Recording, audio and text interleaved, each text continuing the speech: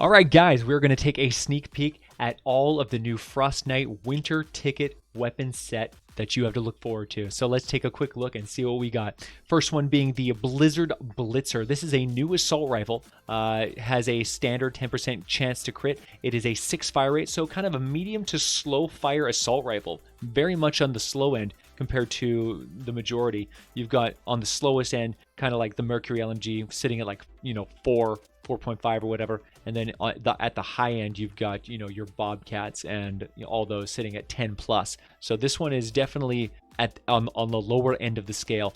30 magazine size is pretty small for a magazine, but we'll see. I mean, it could be once augmented, depending on how, because this weapon does fire quite slowly, that could actually be a pretty good sweet spot for a gun. So I'm actually quite optimistic about that one. The biggest problem that I see with this particular gun is that this is an assault rifle that has pretty much the shortest range of any assault rifle in history. Before this point, I believe the shortest range assault rifle in the game was actually 3,500. This is a 2,048 range weapon. That is insane. That's not an assault rifle. That's a shotgun, right? That's a shotgun. Shotguns have 2,000 range. Assault rifles don't do 2,000 range. So on the upside, if there is an assault rifle in this game with 2,000 range, then the damage scaling for this gun, because it's a close range weapon, could be absolutely ludicrous. However, it's got that slow attack speed. So I'm really struggling. I can't wait to use this because I can't wait to see how this works. How you can have a slow fire rate weapon that is also a close range weapon and still be balanced. The only way that I can see this gun being balanced is that the damage per shot is just absolutely ludicrous. But we'll have to wait and see. It should be interesting. This one really caught my attention when I looked at it. All right, so also in the collection book under the holiday weapons, we have the pain train. So this means to me that either the pain train is in the llamas, we're getting it for as a season 2, it's going to be integrated into the winter tickets, or we're going to just get it organically, kind of like we did with the spectral blade that got added into the Fortnite llama. So I'm really looking forward to this because it's one of the most powerful assault rifles in the entire game. It's a mid-range weapon, 4,000 range. It's a nice sweet spot weapon, 30 mag on this one with a slightly higher fire rate than the new one, and it works out just fine. This one actually does amazing damage and has ramping damage and is just one of the best assault rifles in the entire game's history. It's a fantastic weapon. All right, next on the list we have the Popshot. Popshot is a returning shotgun. This one is actually pretty neat, man. Pretty neat. This one is initially I wasn't a big fan of this one. It just felt kind of weird. It's a 2,000 range, which is a really low range, and the spread just doesn't feel optimal.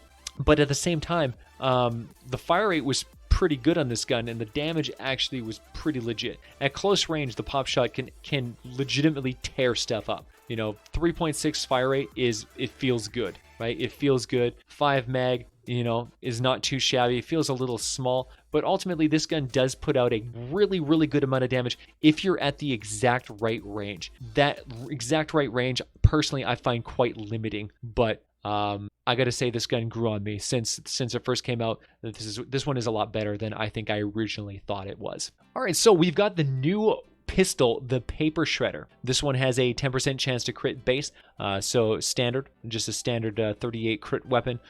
This one is definitely unique. It has a 3 fire rate, so it fires it's slow, right? It's slow, but it's not like fire 1 slow. It's got a 4 mag. It fires a 3 fire rate, which seems kind of fast. The range is 256, which is kind of irrelevant because this thing is just, it's like it fires shotgun shells. It's a weird gun. I cannot wait to get my hands on this one. The first thing I saw when I saw this was the tiny instrument of death. I'm like, oh, do we have another one of those kinds of pistols? So yeah, I'm really, really interested to see this one because this one does not have headshot damage. This is akin to more of an explosive weapon, which again, really reminds me of the tiny instrument of death. So I can't wait to get my hands on this one and see if the damage is actually competitive and see if it's actually fun.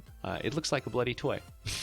All right, so the Ginger Blaster is making its return this year. It's back again. It is the candy corn LMG of pistols.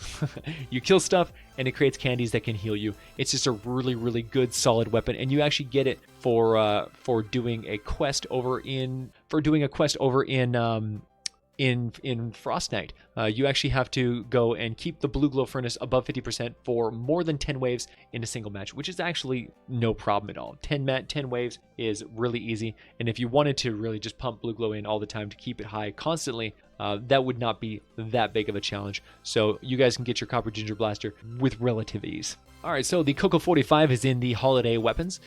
So this one here is it's a neat weapon. It is a piercing weapon with ricochet shots. So you shoot it, you can actually aim it, at a wall so it goes through and it comes back.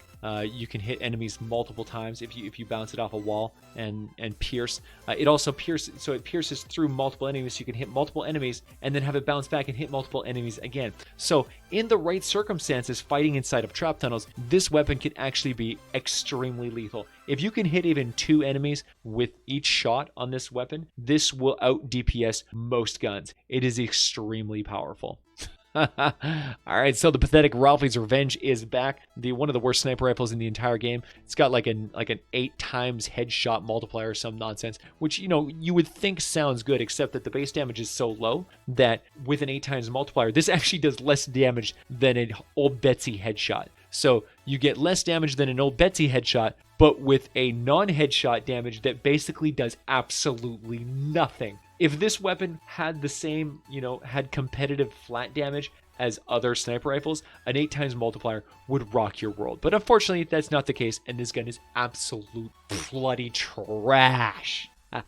All right, Santa's Little Helper is also in the holiday collection book. This makes me hope that it is in the winter tickets so that I can get many of them, so that I can have one for every single element, because I want nature, fire, water for this bad boy, and physical. Screw that, I want them all. I will max this weapon out because this weapon is a monster. Scratch that, not physical. Physical is for the Storm King. This one is for the elements. This is still probably the most powerful single shot damage elemental specific rocket launcher. Not the most amazing splash damage, but decent splash and just massive one-shot impact. Super slow fire rate, 0.75.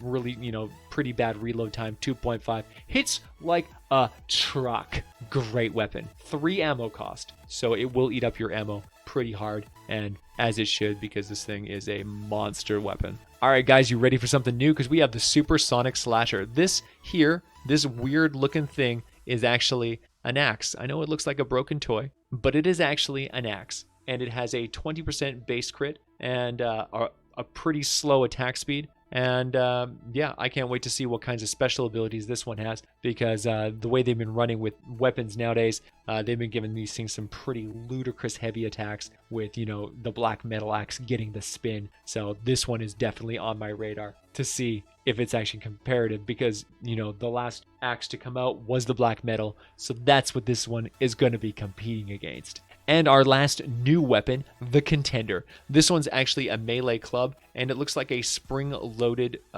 boxing glove. So this gives me great hope that I will be able to finally punch people in the face with an extendo arm boxing glove, and I can live my cartoon dreams of beating a Wile E. Coyote.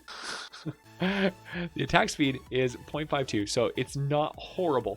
It's kind of mid-range, and once you upgrade it, I suspect it'll be, decently fast. With a 15% crit chance, not too bad, above base crit, so pretty decent. And I'm really looking forward to seeing what the heavy attack on this one is, because the heavy attack is going to make or break this weapon. And finally, the Tree of Light, our last weapon in the winter collection. In the winter collection, this one is a huge fan favorite.